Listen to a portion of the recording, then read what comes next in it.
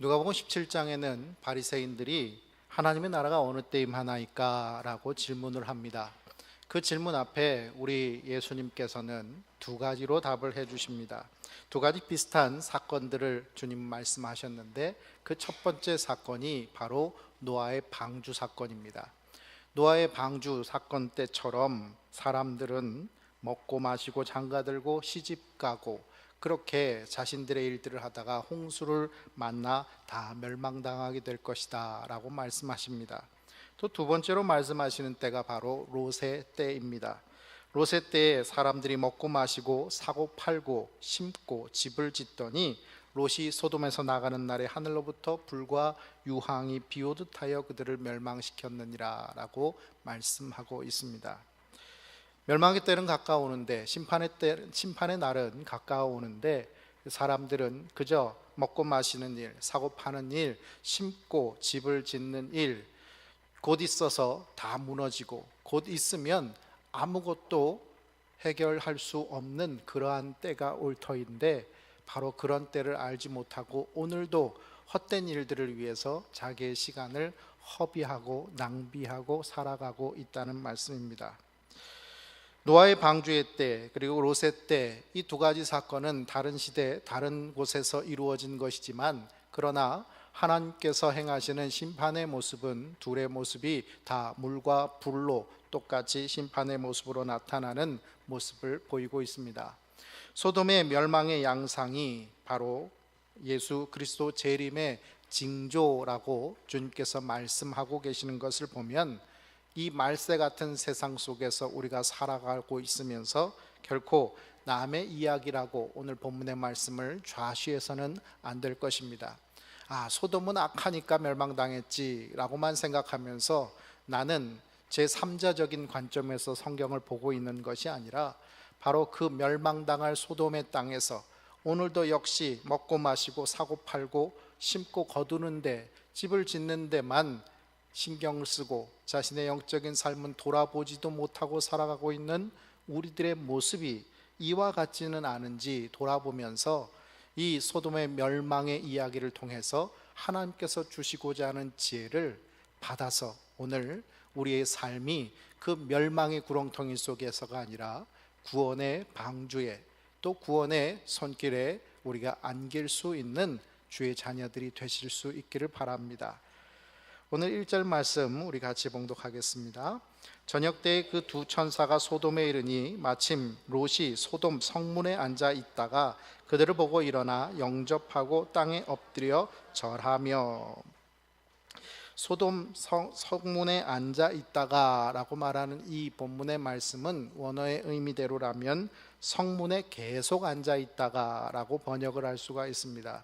그저 잠깐 앉아 있는 그런 것이 아니라 계속 앉아 있었다라는 의미는 무엇일까요? 고대 근동의 성문이라는 것은 그곳에서 재판도 이루어지고 상거래도 이루어지고 또 여러 가지 국가 간의 계약 같은 것도 체결이 되는 아주 중요한 정치 행위들이 이루어지는 곳, 재판의 행위들이 이루어지는 곳이라 할 수 있습니다. 바로 그곳에 계속 앉아 있었다라는 이야기는 바로 재판을 하는, 판결을 하는 사람으로서 앉아 있었다, 계약을 체결하는 사람으로 앉아 있었다라는 것을 말하는 것입니다. 따라서 그 소돔의 롯이라는 사람의 지위가 얼마나 높은 고위층의 위치에 있었는가 하는 것을 말해주고 있는 말씀입니다. 여러분, 롯은 원래 소돔 사람이 아니었습니다. 그런데 어떻게 소돔에 들어가서 그렇게 고위층까지 올라갈 수 있었을까요? 우리는 먼저 창세기 13장에 아브라함과 롯이 서로 소유가 많아서 그의 종들이 싸우는 장면이 나오는 것을 보게 됩니다. 그래서 아브라함이 네가 좌하면 나는 우하겠다라고 하면서 이제 우리 서로 갈라서자라고 이야기하는 장면이 창세기 13장에 나옵니다. 얼마나 많으면 한 곳에서 서로의 양떼들을, 소떼들을 다 양육할 수가 없는 지경에 이르렀을까 하는 것을 생각해 본다면, 이미 창세기 13장의 롯은 거부였다라는 것을 알 수가 있습니다. 이런 거부가 자기의 모든 재산을 끌고 소돔 땅으로 들어왔습니다. 오늘날로 말하자면 상당한 재산을 가진 재력가가 투자 이민을 온 것입니다. 그러니 그 나라에서 반기지 않을 이유가 있겠습니까? 예를 들면 오늘 우리나라에 저기 미국에서 최고 부자라는 사람이 자기 재산 다 팔아가지고 우리나라에 이제 평생 와서 살겠습니다 하면은 그 큰 재산, 세계 1위의 재산을 갖고 있는 사람이 이렇게 와서 살겠습니다라고 하면 우리는 우리나라에선 뭐 세금 혜택도 주고 또 뭐 우리 여러 가지 뭐 편의를 봐주고 그러지 않겠습니까? 그리고 또 그 사람이 국가에 좀 기여할 수 있도록 자기의 재산이나 뭐 이런 것들을 다 이렇게 좀 기여할 수 있도록 자리도 한 자리 내주고 뭐 이렇게 하지 않았겠습니까? 뭐 그런 부분에서 롯은 그런 고위층의 고위층 인사로 자리매김할 수 있었을 것이다 라고 생각해 볼 수 있을 것입니다. 그런데 좀 더 직접적인 것을 우리는 창세기 14장을 통해서 알 수가 있습니다.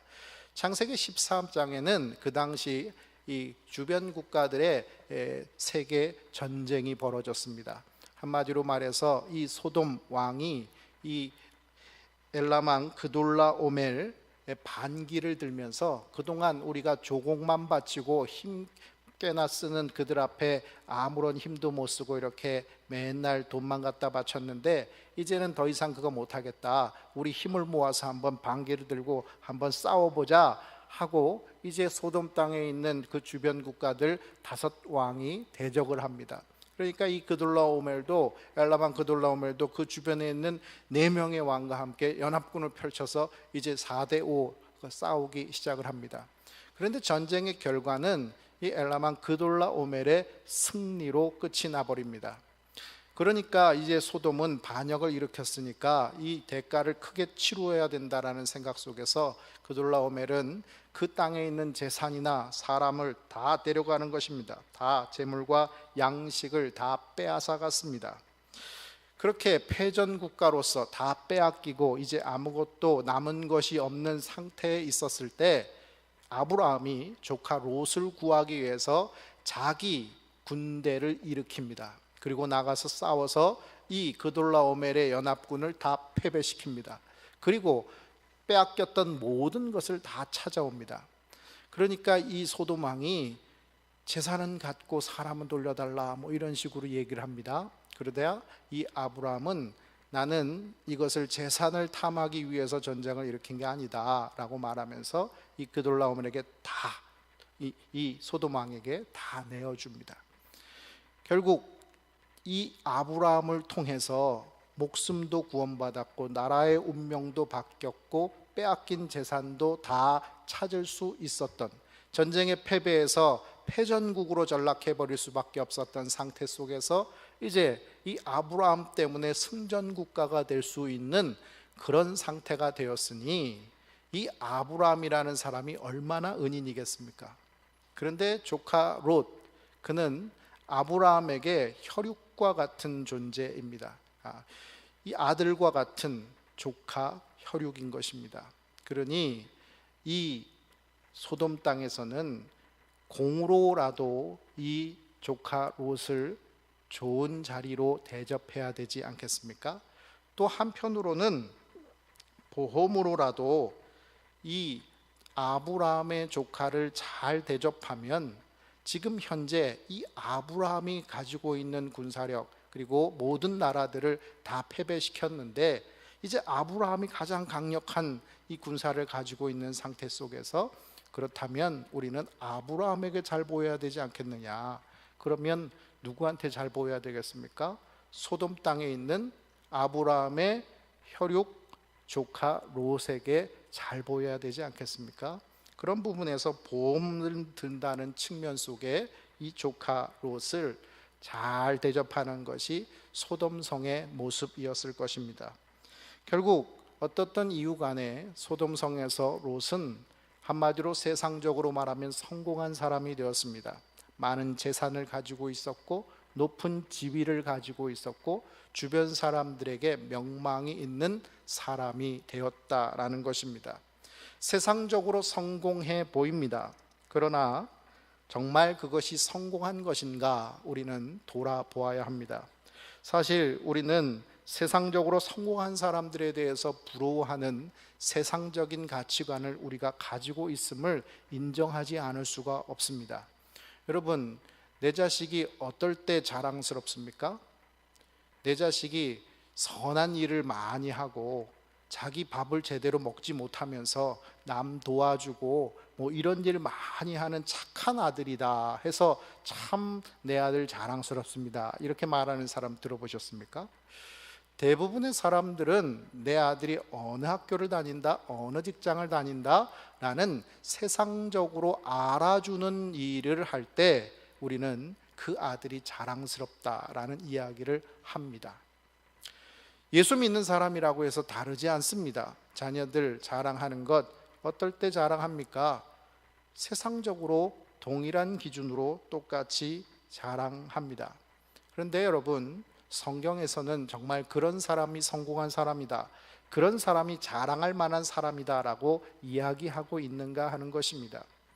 그렇지 못하다고 해서 부끄러워하고 그렇지 못하다고 해서 뒤로 숨겨놓은 이새처럼, 다윗을 숨겨놓은 이새처럼 그렇게 세상적으로 잘나지 못했다는 것 때문에 부끄러워하고 있는 자녀들의 모습은 없습니까? 찬송가 204장을 보면 주의 말씀 듣고서라는 이 찬양은 주의 말씀 듣고서 준행하는 자는 반석 위에 터닫고 집을 지음 같다라고 찬양합니다. 또 2절에는 주의 말씀을 듣고도 행치 않는 자는 모래 위에 터닫고 집을 지음 같다라고 비교합니다. 반석 위에 세운 집은 무너지지 않는데 모래 위에 세운 집은 무너진다라고 말을 합니다. 그러면서 3절에는 세상 모든 사람들은 집을 짓는 사람들이니 반석 위가 아니면 모래 위에 짓게 되는 것인데 세운 공로 따라서 하나님께서 영영상보를 주십니다. 그러니 잘 짓고 잘 짓세, 우리 집 잘 짓세, 만세 반석 위에다 우리 집 잘 짓세, 이렇게 찬양합니다. 여러분은 어디다 집을 짓고 계십니까? 여러분의 자녀는 어디에 잘 집을 짓고 있습니까? 고린도전서 3장 10절에서 15절 말씀을 한번 찾아보겠습니다. 고린도전서 3장 10절에서 15절, 신약성경 266쪽입니다.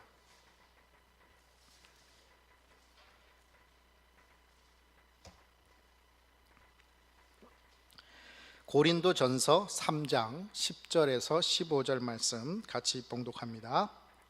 내게 주신 하나님의 은혜를 따라 내가 지혜로운 건축자와 같이 터를 닦아둠에 다른 이가 그 위에 세우나 그러나 각각 어떻게 그 위에 세울까를 조심할지니라. 이 닦아둔 것 외에 능히 다른 터를 닦아줄 자가 없으니 이 터는 곧 예수 그리스도라. 만일 누구든지 금이나 은이나 보석이나 나무나 풀이나 집으로 이 터 위에 세우면 각 사람의 공적이 나타날 터인데 그날이 공적을 밝히리니 이는 불로 나타내고 그 불이 각 사람의 공적이 어떠한 것을 시험할 것임이라. 만일 누구든지 그 위에 세운 공적이 그대로 있으면 상을 받고 누구든지 그 공적이 불타면 해를 받으리니 그러나 자신은 구원을 받되 불 가운데서 받은 것 같으리라. 아멘. 여러분, 말씀은 무엇을 말합니까? 우리는 예수 그리스도의 터전 위에다가 집을 짓는 자라 말씀하고 있습니다. 어떤 사람은 보석으로, 어떤 사람은 금이나 은으로, 또 어떤 사람은 지푸라기로 집을 짓는 자들이라는 것입니다. 그런데 불시험이 임하게 되면 그것이 다 타버리고 남지 않으면 그 사람은 바로 심판을 받게 될 사람이요, 그 불시험이 임해도 타버리지 않고 남는 것이 있으면 그 사람이야말로 하나님께서 복을 주시는 사람이다 라고 이야기하고 있는 것입니다. 여러분, 롯은 구원받은 사람입니다. 그런데 그 롯은 유황불이 내리는 그 소돔성에서 자신이 추구했던, 자신이 이제까지 쌓아왔던 그 모든 것을 다 불태워서 아무것도 남은 것 없이 빈 몸으로 구원받은 사람입니다. 결국 우리가 추구하는 그것이 다 타버리고 아무것도 남지 않는다면, 그런 상태 속에서 우리가 구원받는다면 우리는 부끄러운 구원을 받는 자일 수밖에 없을 것입니다. 예수님께서 주신 생명으로 구원받은 우리들이 그 예수 생명의 가치로 살아가지 못한 구원을 받았다고 한다면, 예수님은 인류를 구원하셨는데 그 생명을 우리에게 주셔서 가서 제자 삼으라고 하셨는데, 우리는 단 한 사람도 구원하지 못하고 그저 자기 몸 하나 추스리지 못할 정도로 급하게 뛰어나오는 그런 상태가 돼버리고, 평생 예수 생명 살라고 했는데 예수 생명으로 살았던 것이 하나도 남은 것이 없는 그런 빈 몸으로 겨우겨우 구원받았다고 한다면, 이것처럼 부끄러운 일이 어디 있겠습니까? 롯은 바로 그런 부끄러움을 구원받은 자였습니다. 그가 세운 터전은 예수 그리스도의 반석 위에 세운 것이 아니라 소돔의 그 무너질 모래성을 쌓고 있었기 때문인 것입니다. 지난주 설교하면서 마지막에 제가 롯데월드 타워에 대해서 말씀을 드렸습니다. 그들이 그 롯데월드 타워를 짓고 나서 그 한층의 기념관을 마련하면서 그곳에 우리가 대한민국의 새로운 역사를 만들었습니다, 이렇게 글자를 새겨 넣었다라고 제가 말씀했습니다. 그런데 여러분, 새 역사를 만들었습니다 라고 말하고 있지만 그 555m 되는 그 롯데월드 타워는 시간이 지나면 이제는 돌아보지 않는 정도의 것들이 되지 않겠습니까? 또 더 큰 시간이, 더 많은 시간이 지나면 이제는 헐지 않으면 안 되는 위험한 건물이 돼버리지 않겠습니까? 결국 시간이 지나면 무너져 버릴 것들입니다. 상황과 환경에 따라서 돌 위에 돌 하나도 남지 않을 수밖에 없는 것들일 것입니다. 그런데 그것들을 쌓기 위해서 평생의 삶을 노력해서 결국은 무너진다면 그 삶이 얼마나 허망한 것일 수밖에 없겠습니까? 예수 그리스도의 터전 위에 불시험이 내려도 이 모든 시험을 이기고 남을 하늘의 것을 쌓아가시는 저와 여러분이 되시기 바랍니다. 또한 이 아멘이라는 믿음이 우리 자녀들을 살리는 삶의 믿음이 될 수 있기를 바랍니다. 교육을 하면서 세상의 것들을 추구하고 세상의 것들을 말하고 세상의 것들이 가장 중요하다고 이야기하면서, 그러면서 본인은 정작 신앙생활 열심히 하라고 말하고 있으면 그것이 말이 되겠습니까? 왜 자녀들이 예수 잘 안 믿는지 아십니까? 그것은 신앙이 제일 중요하다고 말하는데 시험 공부하라고 교회 오지 말라는 겁니다. 신앙이 제일 중요하다고 가르쳤는데 돈을 밝히는 부모님들의 모습들을 보게 되는 것입니다. 맨날 돈 쫓아다니느라고 하나님 섬기는 일은 뒷전으로 두고 있고, 하나님 앞에 드리는 것보다 자기 손으로 쥐는 것을 더 추구하고 있는 모습을 보면서 우리는 그 자녀는 그 중심을 보고 있지 않겠습니까? 정말로 중요하다라고 하는 것은 말하는 것이 아니라 살아가는 것일 것입니다. 결국 자녀는 우리의 사는 모습을 보는 것이지 우리의 말을 듣는 것이 아닙니다. 오늘 우리가 쌓으려고 하는 것들이 결국 시간과 상황과 환경에 따라 무너지는 것들이 아니라 불시험이 임해도 무너지지 않는 것들을 쌓아감으로 말미암아 대대로 이 하늘의 것을 쌓아가는 믿음의 명문 가문을 세우시기를 주님의 이름으로 축원합니다. 우리 2절 말씀 같이 봉독합니다. 이르되 내 주여 돌이켜 종의 집으로 들어와 발을 씻고 주무시고 일찍이 일어나 갈 길을 가소서. 그들이 이르되 아니라 우리가 거리에서 밤을 새우리라. 아멘. 여러분, 우리가 바로 앞장 18장에 아브라함에게 이 하나님의 사자들이 갔을 때 아브라함은 이 사자들을 맞아들이는 모습, 이 롯의 모습과 거의 비슷합니다. 아브라함도 그 자기 장막 앞에서 이렇게 바라보고 있다가 사람들이 오니까 가서 맞이하고 자기 집으로 들이려고 하고 음식을 차리고 합니다. 롯도 마찬가지 아닙니까? 그런데 아브라함은 창세기 18장 5절에 이런 아브라함의 청함에 대해서 하나님의 사자는 이렇게 반응합니다. 내가 떡을 조금 가져오리니 당신들의 마음을 상쾌하게 하신 후에 지나가소서. 당신들이 종에게 오셨음이니이다. 그들이 이르되 내 말대로 그리하라. 하나님의 사자들은 아브라함에게 내 말대로 그리해라 라고 흔쾌히 허락을 합니다. 그런데 오늘 2절 말씀은 아니라 우리가 거리에서 밤을 새우리라. 집에서 자라고 그러는데, 집에 들어와서 음식 차려놓고 편안하게 있으라고 그러는데 노숙하겠다, 아니다, 이렇게 말을 하고 있는 것입니다. 왜 그럴까요? 왜 아브라함은 장막에도 들어가는데 롯은 집에도 안 들어가려고 그럴까요? 여러분, 왜 차이가 나는 것일까요? 우리는 솔로몬이 하나님 앞에 성전을 봉헌했을 때 하나님 앞에 기도하고 나서 그 기도한 이후에 하나님께서 솔로몬에게 주신 그 답변을 통해서 이 차이가 왜 차이가 나는지를 알아야 할 것입니다.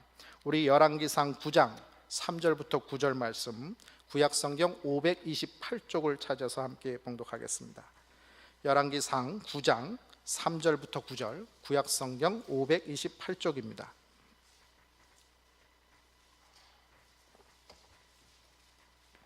열왕기상 9장 3절부터 9절까지 말씀 천천히 같이 읽어보겠습니다. 여호와께서 그에게 이르시되 내 기도와 내가 내 앞에서 간구한 바를 내가 들었은즉 나는 내가 건축한 이 성전을 거룩하게 구별하여 내 이름을 영원히 그곳에 두며 내 눈길과 내 마음이 항상 거기에 있으리니. 잠깐만요. 자, 지금 성전에 하나님께서 거하시겠다는 것입니다. 하나님이 함께 하시겠다는 것입니다. 한마디로 말해서 청했을 때 하나님께서 기꺼이 응하시겠다라고 하십니다. 왜요? 그 다음에 이유가 나옵니다. 내가 만일 내 아버지 다윗이 행함같이 마음을 온전히 하고 바르게 하여 내 앞에서 행하면 내가 내게 명령한 대로 온갖 일에 순종하여 내 법도와 율례를 지키면 내가 내 아버지 다윗에게 말하기를 이스라엘의 왕위에 오를 사람이 내게서 끊어지지 아니하리라 한 대로 내 이스라엘의 왕위를 영원히 견고하게 하려니와. 무엇입니까? 하나님께 순종하고 그 법도와 율례를 지키면 나는 그 집에 거하겠다는 것입니다. 그렇다면 그 반대는 어떨까요? 그 뒤입니다. 만일 너희나 너희의 자손이 아주 돌아서서 나를 따르지 아니하며 내가 너희 앞에 둔 나의 계명과 법도를 지키지 아니하고 가서 다른 신을 섬겨 그것을 경배하면 내가 이스라엘을 내가 그들에게 준 땅에서 끊어버릴 것이요 내 이름을 위하여 내가 거룩하게 구별한 이 성전이라도 내 앞에서 던져버리리니 이 이스라엘은 모든 민족 가운데서 속담거리와 이야기거리가 될 것이며 이 성전이 높을지라도 지나가는 자마다 놀라며 비웃어 이르되 여호와께서 무슨 까닭으로 이 땅과 이 성전에 이같이 하셨는고. 대답하기를 그들이 그들의 조상들을 애굽 땅에서 인도하여 내신 그들의 하나님 여호와를 버리고 다른 신을 따라가서 그를 경배하여 섬김으로 여호와께서 이 모든 재앙을 그들에게 내리심이라 하리라 하셨더라. 아멘. 하나님이 거룩하게 하신 성전입니다. 그런데도 하나님의 이름이 더럽혀지면 더럽혀졌지 하나님 앞에 범죄하고 우상 숭배하고 말씀에 불순종하는 그들을 그대로 두지 않으시겠다는 것입니다. 한마디로 말해서 그런 사람들이 청하면 나는 그 집에 안 들어가겠다라는 겁니다. 아무리 잘 지어놓고 아무리 거룩하다라고 구별된 집이라 할지라도 안 들어가겠다라고 말하고 있는 것입니다. 여러분, 롯에 대해서 베드로후서 2장 7절 8절에는 무법한 자들의 음란한 행실을 말미암아 고통당하는 의로운 롯을 건지셨으니 이는 이 의인이 그들 중에 거하여 날마다 저 불법한 행실을 보고 들으므로 그 의로운 심령이 상함이라 라고 롯에 대해서 평가하고 있습니다. 의로운 롯이라고 말하고 있고 소돔의 불법을 보면서 그 심령이 상했던 사람이라고 표현하고 있습니다. 그런데 여러분, 그럼에도 불구하고 그의 집은 하나님의 사자들이 거할 만한 거룩한 처소가 되지는 못했다는 것을 말해주고 있는 것입니다. 여러분, 제가 처음 부임했을 때 제가 저희 교회를 이렇게 보면서 저희 교회에 여러 가지 낙후되어 있는 건물들이 많이 보였어요. 그래서 이건 이렇게 고쳐야 되겠다, 저렇게 고쳐야 되겠다 하면서 제가 부임하고 몇 년 동안은 맨날 이것 고치고 저것 고치고 하면서 그렇게 여러 군데를 고쳤습니다. 그래서 교역자들, 우리 교회를 사역하다가 떠난 분들을 이렇게 만나다 보면 자기 사역할 때는 이게 없었는데 이게 생겼네요. 뭐 이게 생겼네요. 뭐 하면서 그래서 초창기 아무것도 없었던 시대부터 뭐 생기는 시대로 이 건물 하나하나가 이렇게 생겨진 시대로 자기 이 사역의 시대를 계산을 하더라고요. 그런데 여러분, 그렇게 하나하나 만들어가면서 또 힘든 부분도 있었고 또 만들어가는 부분도 있었습니다만은, 제가 처음에는 그게 눈에 보였는데 시간이 지나면서 눈에 안 보이는 것들이 있었어요. 그게 뭐냐면, 저는 저희 교회 앞에 처음에 왔을 때 실외기나 이런 게 사실은 교회 정문 앞에 이렇게 눈에 보이게끔 이렇게 나와 있는 그런 교회는 거의 없습니다. 왜냐하면 교회 정문은 교회 얼굴이라 생각해서 되게 예쁘게 가꿔 놓고 또 그런 곳을 깨끗하게 관리를 합니다. 그런데 우리 교회는 정문 앞에, 물론 이제 정문을 어디로 보느냐에 따라 달라지지만 이쪽 계단으로는 사람들이 별로 잘 이용을 안 하니까, 큰 계단이지만 그러나 작은 계단 쪽으로 사람들이 많이 오고 하니까 거기를 우리가 정문이라고 생각한다고 한다면, 거기에 나와 있는 실외기만 해도 3개가 있어요. 그리고 수많은 전선들이 눈앞에 거스르게 다 보이죠. 그런데 그게 처음에는 그게 거슬렸는데 시간이 지나면서 그것 좀 고칩시다, 바꿉시다 했지만, 사실 여러 가지 재정의 씀씀이가, 우선순위가 먼저 써야 될 곳들이 있다 보니까 그런 데다 먼저 쓰여지지 않았던 것입니다. 그러다 보니까 그냥 유지가 됐고 그대로 방치가 됐습니다. 근데 얼마 전에 오신 우리 사찰 집사님께서 저를 보시더니 이 얘기를 하시는 거예요. 이게 여기 이렇게 앞에 이렇게 두면은 너무 이렇게 지저분하고, 이 선도 요즘에는 이렇게 뭐 이렇게 다 막을 수 있는 그런 것들이 있는데 뭐 하시면서 얘기를 하시는 거예요. 제가 그 얘기를 들으면서 참 부끄러웠어요.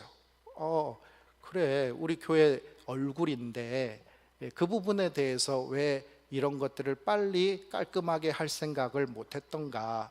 분명히 나는 예전에 그렇게 생각했었는데 왜 지금은 그거를 보면서도 뭐 해야 될 생각을 하지 못하고 있었을까. 그런데 여러분, 더 놀라운 거는요, 저보다 오래 다니신 분들은 그런 거에 대해서 전혀 생각을 안 하신다는 거예요. 여러분, 왜 그럴까요? 익숙해지는 것, 다른 말로 말하면 물들어가는 것들이 있다는 것입니다.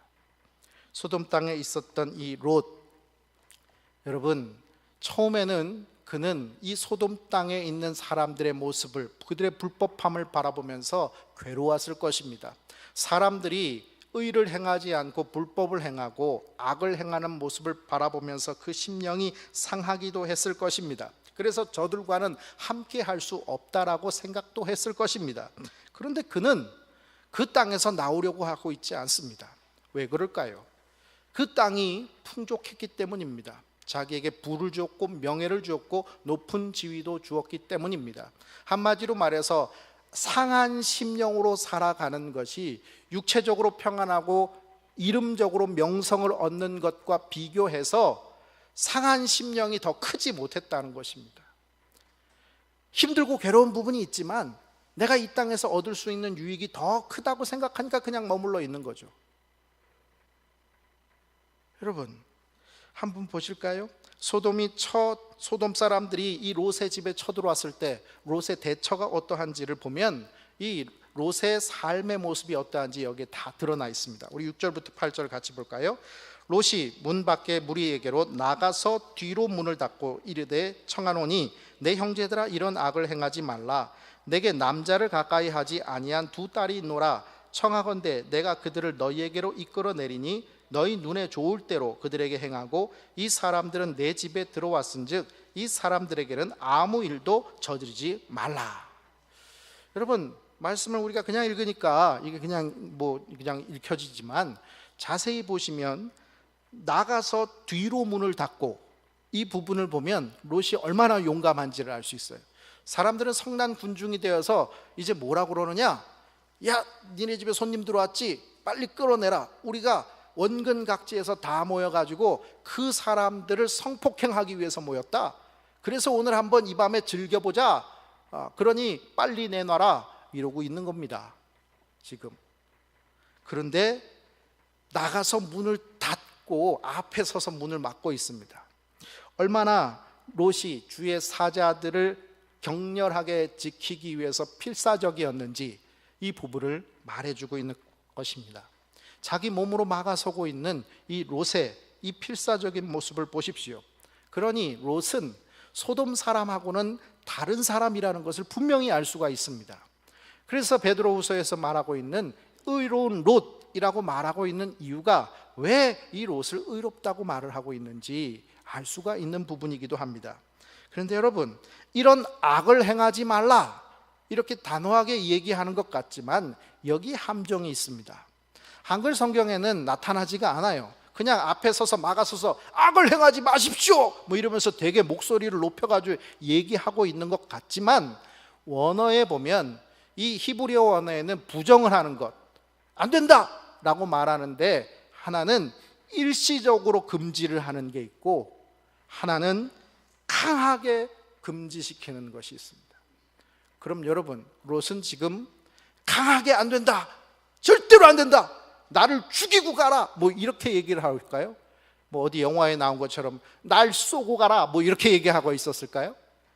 아니면 지금은 안 된다 뭐 이 정도로 약하게 얘기했을까요?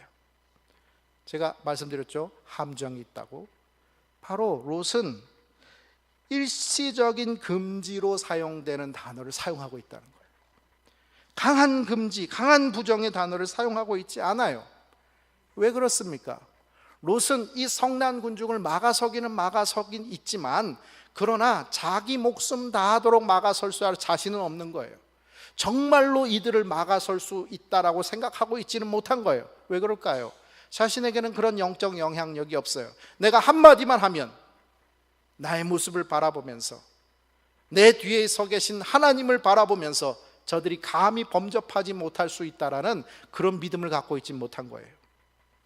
그저 저들이 칼로 찌르면 난 죽을 수밖에 없을 텐데 하면서 자기 목숨도 좀 챙기고 그러면서 손님들도 챙기고 하는 그 정도 선에서 안 된다라고 말하고 있는 거라는 거죠. 그래서 그 다음에 나오고 있는 이 임시 방편을 해결하기 위한 이 롯의 방법, 9절 말씀 같이 봉독합니다. 그들이 이르되 너는 물러나라. 또 이르되 이자가 들어와서 거류하면서 우리의 법관이 되려 하는도다. 이제 우리가 그들보다 너를 더 헤아리라 하고 롯을 밀치며 가까이 가서 그 문을 부수려고 하는지라. 이 성난 군중들은 임시 방편에 그냥 대답하고 반응하지 않아요. 이자가 라고 말하고 있는데요, 개역 성경, 우리 이전의 성경엔 이놈이라고 성경을 번역하고 있어요. 이놈이. 근데 이제 하도 뭐 성경이라고 하니까 사람들이 무슨 이렇게 쌍스러운 욕을 쓰면 되냐 그래가지고 이자가 이렇게 표현을 하니까 이 성경 원어의 의미들은 좀 죽었죠. 여러분, 법관이 되려 하는도다. 아까 제가 처음에 뭐라고 그랬습니까? 1절 말씀에 성문에 앉아 있는 것은 법관의 역할을 한다고 그랬잖아요. 법관이에요. 이 사람은 높은 지위를 가지고 있는 사람이에요. 그런데 법관이 되려 하는도다 이렇게 말하는 것은 무엇입니까? 지위적으로는 법관일지 모르지만 심정적으로는 나 그거 인정 못한다는 겁니다. 우리나라 국회의원 가운데 필리핀에서 있던 사람이, 여자가 국회의원이 됐어요. 그런데 그 사람을 우리나라 사람은 국회의원으로 인정하려고 하질 않아요. 그래서 그 사람이 뭐 발의만 하면은 필리핀으로 가라 뭐 이런 식으로 욕하고 달고 그러는 경우들이 참 많습니다. 왜 그럴까요? 국회의원으로 비례대표로 뽑혀지긴 해서 국회의원이라는 명함을 달고 있지만 나는 너를 우리나라 국회의원으로 인정하지 못한다, 이런 마음을 갖고 있는 것입니다. 대외적으로는 그렇게 말하고 있지만 자기 심정적으로는 그렇지 않다는 거예요. 마치 이 소돔 사람들이 롯에 대해서 생각하는 것 또한 그렇습니다. 롯이 세상적으로 성공했다라고 말하고 있는 그 높은 지위, 이것이 얼마나 허망한 것이었는지를 말해주고 있는 것입니다. 자기는 높은 지위, 사람들이 자기를 높이고 있다라고 생각해서 높은 지위에 올라갔다라고 생각했는데 사실은 그 사람들이 얕잡아 보고 있었고 그 사람들이 이놈 저놈 할 정도로 자기 이권이 걸리기만 하면 얼마든지 짓밟을 수 있는 정도의 사람이라고 생각하는 세상적인 계산 속에 이루어진 관계였을 뿐이라는 것입니다. 오늘날 우리 교회들을 바라보면서 우리가 생각해야 볼 것이 있습니다. 우리 교회가 정말 과거 세상과 분리되어서 살아갔던 교회의 모습이 있었습니다. 그래서 정치와도 분리시키고 또 뭐 교회는 뭐 신앙만 얘기해야 된다라고 말하면서, 그래서 예수 믿는 사람들은 뭐 가족들하고도 분리되죠. 그래서 예수 잘 믿는 사람들은 친척을 만날 수도 없어요. 그래서 맨날 친척들한테 욕먹는 거고, 욕먹으면 의를 위해서 핍박받는다라고 생각하고, 뭐 제사 같은 거 안 지내는 것이 신앙을 단호하게 지키는 어떤 그런 하나의 표본으로 얘기되어지고 그랬습니다. 그러다 보니까 이 교회가 점점 자기들끼리의 고립을 보이기 시작했습니다. 그래서 이렇게 되면 안 된다. 하나님께서 우리를 세상 속으로 보내셨고 이 세상을 변화시키는 땅을 정복하고 다스리라고 말씀하셨는데 그럼 되겠느냐라고 말하면서 이제 교회가 점점 세상과 함께하는, 세상으로 나가는 교회의 모습을 보이기 시작했습니다. 그런데 이만큼 기울어져 있다 보니까 이만큼 땡겨가지고 바로 잡으려고 하다 보니 문제가 일어났습니다.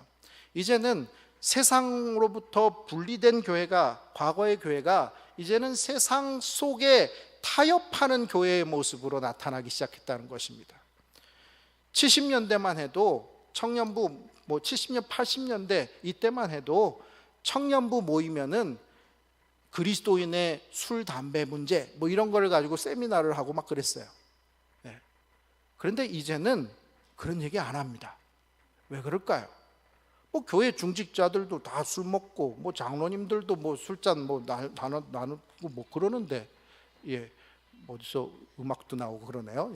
분위기, 술 얘기하는데 갑자기 음악 나오는 분위기가 되니까 좀 그런데, 여러분 어떻습니까?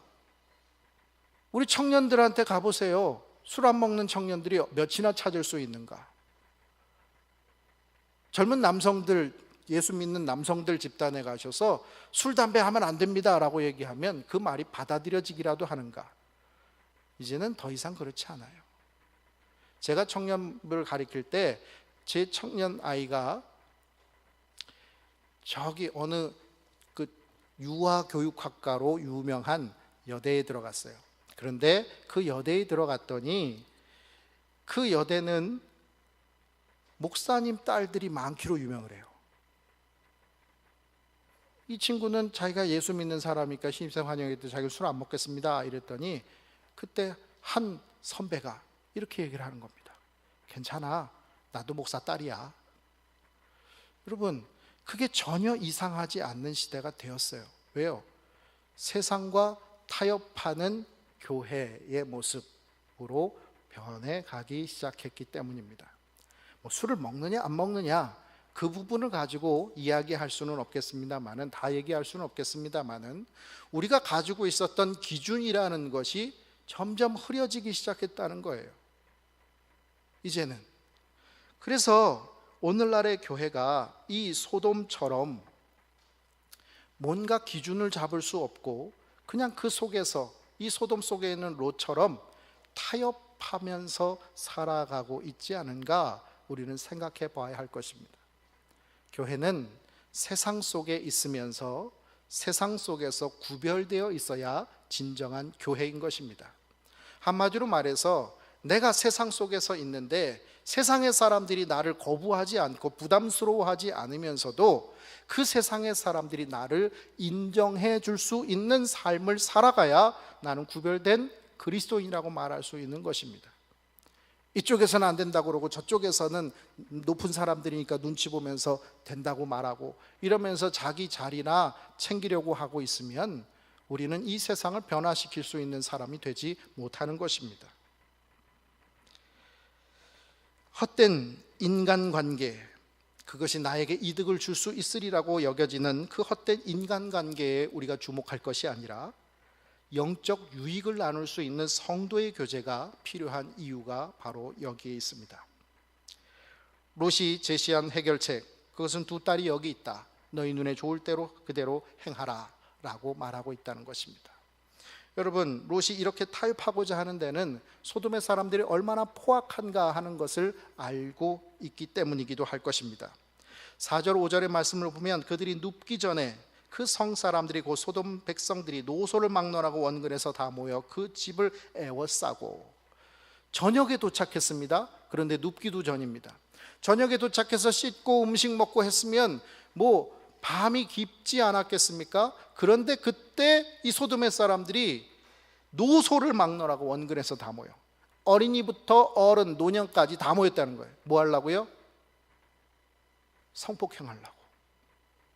어린이가 손님이 왔는데 그 집의 사람들을 끄집어내서 성폭행을 하기 위해서 멀리서부터 왔다는 거예요. 그 밤에, 그 밤 심야 시간에 얼마나 소돔의 땅이 악의 네트워크로 연결되어 있는지를 알 수가 있는 것입니다.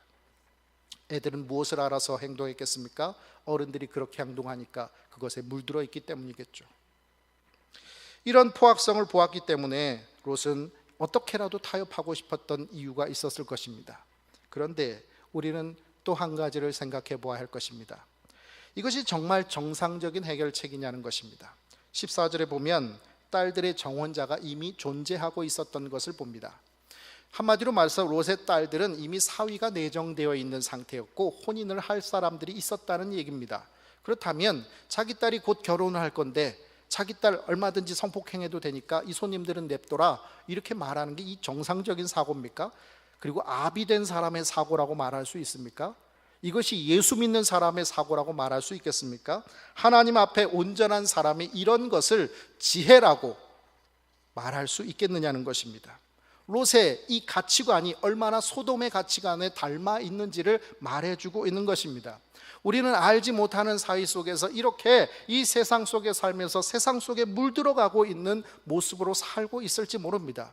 우리가 살고 있는 우리의 세상 속에서 의롭다 하는 것이 우리는 그것보다 더 의롭게 살고 있기 때문에 이 세상에서 불의하다 하는 것을 얼마든지 얘기할 수 있는 그런 삶을 우리는 살고 있기 때문에 나는 의롭고 나는 정의롭다라고 말하고 있지만 어느 순간에 보면은 생각해내는 생각들이 하나님의 지혜가 아니라 이 세상의 가치관에서 나오는 처세술이었다는 것입니다. 베드로전서 5장 8절 9절에 근신하거라 깨어라 너희 대적마귀가 우는 사자같이 두루다니며 삼킬 자를 찾나니 너희는 믿음을 굳게 하고 그를 대적하라. 이는 세상에 있는 너희 형제들도 동일한 고난을 당하는 줄을 알미라.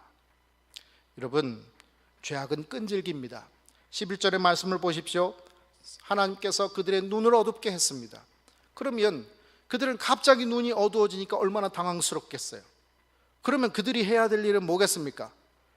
도망치든지 겁이 나서 이게 웬일이냐 하면서 놀라든지 이래야 되는데요, 끝까지 문 찾느라고 헤매었더라, 이렇게 쓰였어요. 뭐해요? 그 문을 열고 들어가서 어떻든지 성폭행을 하기 위한 자기 목적을 이루기 위해서 그들은 끝까지 문을 찾고 헤매고 있었다는 거예요. 이것이 얼마나 죄악의 끈질긴 것인가를 보여주는 사건입니다. 눈이 어두워져서 여전히 롯의 집 안으로 들어가 목적을 달성하기 위해 끈질기게 문을 찾고 있는 그들은 사탄의 세력임에 분명합니다. 사탄의 세력은 이리도 포악하고 끈질긴데 우리는 쉽게 상처받았다라고 하고 포기하고 타협하고 물들어갑니다. 혼자는 물들기 쉽습니다. 그러기에 우리는 죄악의 소굴에 살지 않고 그곳에서 피해 도망쳐야 할 것입니다. 그런데 여러분, 피하는 것만으로는 결코 승리할 수는 없습니다. 피해 도망 다닌다고 하면 우리의 영적 지경은 계속해서 좁아질 수밖에 없을 것이요, 세상의 악은 점점 편만해질 수밖에 없을 것입니다. 그렇다면 어떻게 해야 될까요? 피하는 것이 아니라 이제 우리가 함께 동역할 수 있는 믿음의 형제자매들과 함께 영적 네트워크를 구성해야만 하는 것입니다. 이 말씀을 우리 베드로전서 5장 9절의 말씀을 보면 너희 형제들도 동일한 고난을 당하는 줄을 알미라. 나만 고난 당하는 줄 알았는데 믿음을 지키고자 하는 형제들은 다 그런 고난을 받고 있다는 것입니다. 그러기에 너 혼자 받는 고난이 아니라 함께 받고 있는 고난이라는 것을 알기에 서로 연결해서 그 고난받은 것들을 서로 나누면서 서로 힘이 되어주고 함께 연대함으로 말미암아 믿음의 형제자매들이 함께 연대함으로 영적 지경을 넓혀 가라는 것입니다. 우리는 어느 순간 신앙의 수준이 하향 평준화되었습니다. 저 사람은 장로인데 저 사람은 권사인데 예배도 안 나오네 욕하다가 어느 순간 장로도 안 나오는데 권사도 안 나오는데 나는 뭐 집사밖에 안 되는데 내가 왜 나와야 되나, 이런 생각을 하기 시작을 합니다. 어느 봉사하는 시간에 가보면 뭐 사람들이 뭐 별로 없네, 그럼 나도 안 해도 되겠네 라면서 점점 하향 평준화합니다. 여러분, 옛날에는 기도회 하면 권사님들은 한 명도 안 빠졌습니다. 왜요? 기도의 어머니라는 이름을 갖고 있으니까요. 권사님들은 기도의 어머니, 기도하라고 뽑아놓은 거 아닙니까? 그런데 이제는 권사님들이 기도의 어머니로서 그 기도의 자리에 빠지는 것에 대해서 부끄러워하지 않습니다. 왜 그럴까요? 나만 빠지나? 다른 사람 다 빠지는데, 나는 그래도 한 달에 2번은 가는데 저 사람들은 다 오지도 않잖아, 이렇게 하면서 하향 평준화하기 시작을 하는 겁니다. 우리는 점점 신앙의 하향 평준화를 통해서 우리가 그렇게 무지하고 잘 알지 못했던 70년대, 80년대의 신앙의 모습, 우리가 돈을 추구하고 세속적이고 현세적인 신앙이라고 비난하고 욕하지만 그때의 뜨거운 열정은 우리에게 다 사라져 버렸다는 것이죠. 지식은 더 많아지고 영적 체험이나 경험들은 훨씬 더 많아졌지만, 그러나 순수한 열정은 다 사그라들어 버렸다는 거예요. 그러니 교회는 무엇이 교회를 다시 세워갈 수 있을까 하는 것입니다. 오늘 저와 여러분이 하향 평준화하는 삶이 아니라 죽도록 충성하고 내 생명 다하도록 하나님 앞에 영광 돌리는 저와 여러분이 될 수 있기를 바랍니다. 내가 목사여서, 내가 장로여서, 권사여서, 내가 집사여서 내 동료들의 신앙이 조금 더 앞장설 수 있는, 그래서 상향 평준화될 수 있는 그런 교회를 만들어갈 수 있는 저와 여러분 되시길 바랍니다. 기도하겠습니다. 아버지 하나님, 우리로 하나님의 백성 삼아주셨사오니 하나님 자녀로서 살아가게 하여 주시고, 이 세상 속에서 물들고 타협하고 악에 패배하여서 그 악의 끈질김 속에서 그저 숨통이 끊어지며 하향 평준화되는 삶이 아니라 이제 그 악과 싸워 승리하며 오늘도 믿음의 형제자매들과 어깨동무하고 주님의 십자가 길을 걸어가 승리할 수 있는 우리들이 되게 하여 주시옵소서. 예수님의 이름으로 기도합니다. 아멘.